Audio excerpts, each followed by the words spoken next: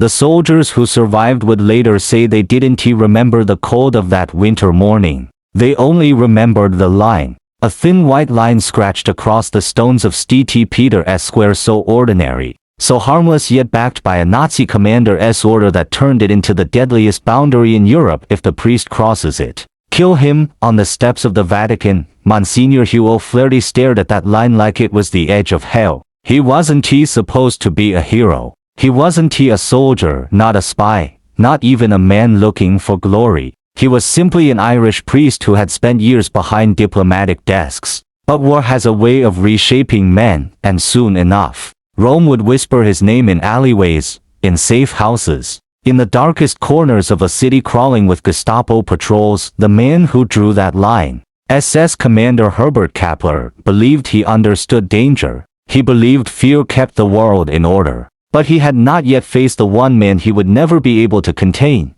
The game began long before the line was drawn. When O'Flaherty first arrived in Rome, his duties were mundane. He assisted diplomats, kept ledgers, managed correspondence, and occasionally guided pilgrims through the Vatican's labyrinthine halls. His life changed the day a group of exhausted British POWs KPs staggered into St. Peter's Basilica, half-starved, barely able to stand. They were hunted men, desperate and trembling. They had escaped German camps in Italy after the Italian armistice, only to find themselves trapped behind Nazi lines. O'Flaherty didn't hesitate. He hid them inside a Vatican storeroom, brought them food, and stayed with them until they could breathe again. Something inside him, call it stubborn Irish defiance, call it duty, call it conscience, refused to let them fall back into enemy hands. The next day, another soldier appeared, then another, and another. Rome was suffocating under Nazi occupation, but word traveled faster than fear. Soon escapees from across the region whispered the same message. There's a priest in the Vatican who can help. Within weeks, O'Flaherty had transformed from a diplomat into the architect of an invisible empire, an underground rescue network stretching through convents, farms, apartments, British embassies, bakeries, brothels, and aristocratic villas. It was a rescue line so vast that survival depended on silence and precision. A single mistake could doom thousands. Kappler heard whispers, then rumors, then intelligence reports. Someone inside Rome was stealing POWs right out from under his boots. Someone was smuggling them food, forging their papers, moving them in and out of the city with the confidence of a ghost. And every time a captured soldier was interrogated, they said the same thing: we don't know his name. Only that he wore black robes. Kappler's jaw tightened. A priest hiding behind Vatican neutrality. A priest making a mockery of the SS.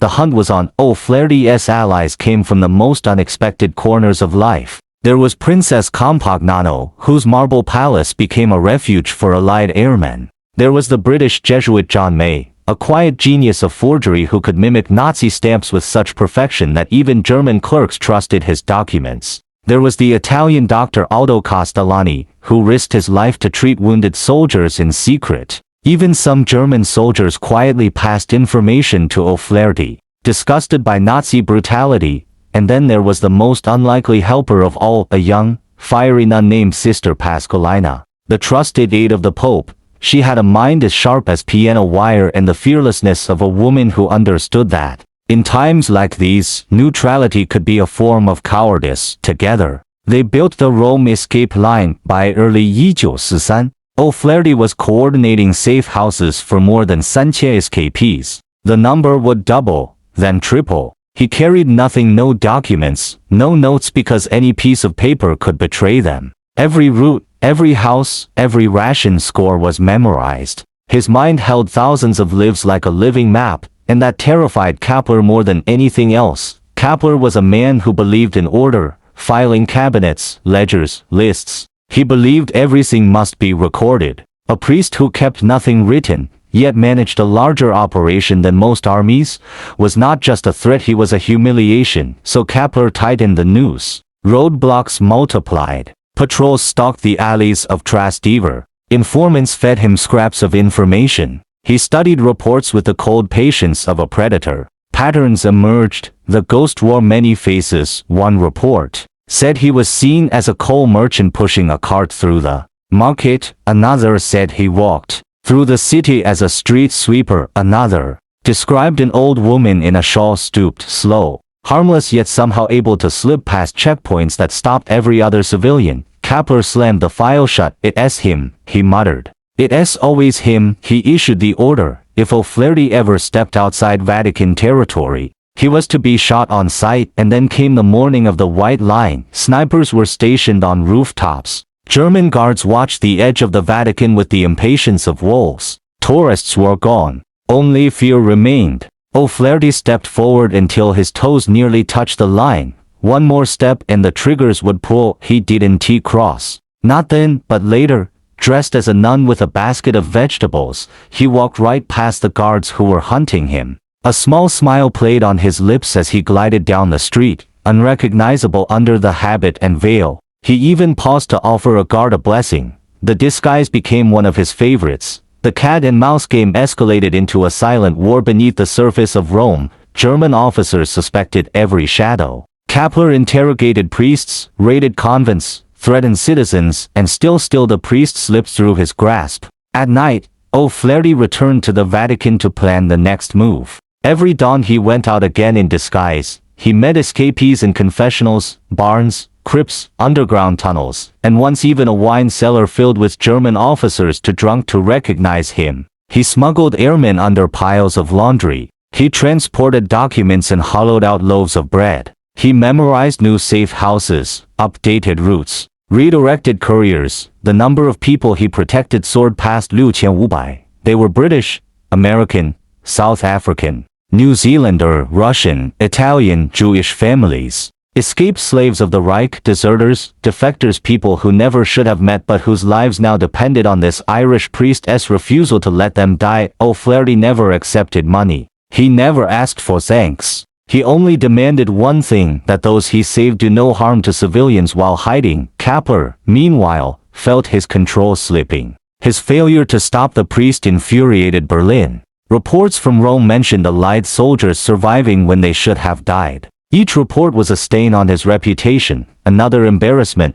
One afternoon he summoned his officers. "He is inside the city today," Kappler growled. "We know he met two escapees in the olive grove on the Appian Way. He is disguised, but not perfectly. We will corner him." The SS units swept the streets. Civilians scattered. Attention hung over Rome like smoke.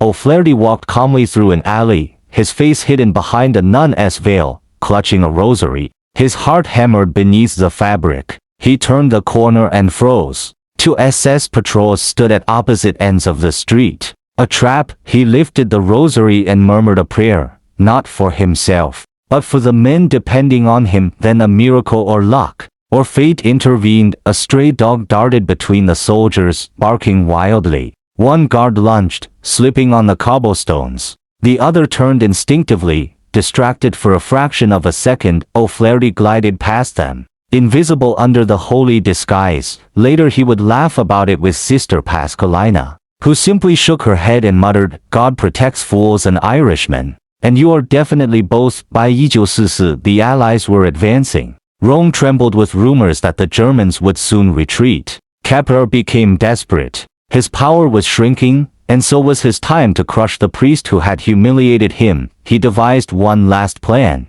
He would infiltrate O'Flaherty's network from the inside. He would send an agent pretending to be an escapee, who would track the priest's movements and capture his contacts. But the Vatican had eyes everywhere. A local Italian priest overheard whispers of Kappler's plan during a confession. He rushed to O'Flaherty. "They are coming," he warned. "You must stop." "I will stop," O'Flaherty said softly, but not by hiding. He walked to the basilica that night and knelt before the altar. "Lord, give me strength," he whispered. "And if you want me to fail, let me fail doing what's right." The next day the trap was sprung, but on Kappler, not O'Flaherty. The agent was intercepted, questioned, and sent far away with a forged document that convinced the SS he had been lost in a countryside skirmish. By the time Kappler realized his agent had disappeared, Rome was collapsing. The Allies were at the gates.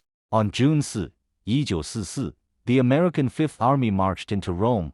O'Flaherty stood at the steps of the Vatican, watching as the city erupted in celebration. People who had hidden in terror for months rushed into the streets. Soldiers he had saved ran to him, some limping, some crying, some lifting him into the air. More than 6,500 lives had been saved because one man refused to bow. Kappler was arrested 2 months later, and then came the part of the story almost no one believes, in prison. The commander who had tried to kill him, the man who drew the white line, the man who ordered his snipers to shoot him on sight received a visitor. O'Flaherty walked into the prison yard with a Bible in his hands. "I came," he said, "because no man is beyond forgiveness." Kappler stared at him through the bars, speechless. Week after week, month after month, year after year, O'Flaherty returned. Not because Kappler deserved mercy, but because O'Flaherty refused to let hatred decide who he was. 16 years later, Herbert Kappler converted to Catholicism, and the man who baptized him was Monsignor Hugh O'Flaherty. Not all battles are won on streets or fields. Some are won inside human souls, where bullets and borders mean nothing. O'Flaherty died in Ireland in 1963, far from the alleys of Rome where he had once outwitted an empire. But the people he saved, tens of thousands of descendants, now still speak his name with reverence. They say he was a ghost. They say he was a savior. They say he was madness, wrapped in courage. But those who knew him best say something far simpler. He was a man who stepped up to the line and erased it. Sometimes the greatest victories in war come not from killing your enemies, but from saving strangers in the dark and refusing to let fear write history.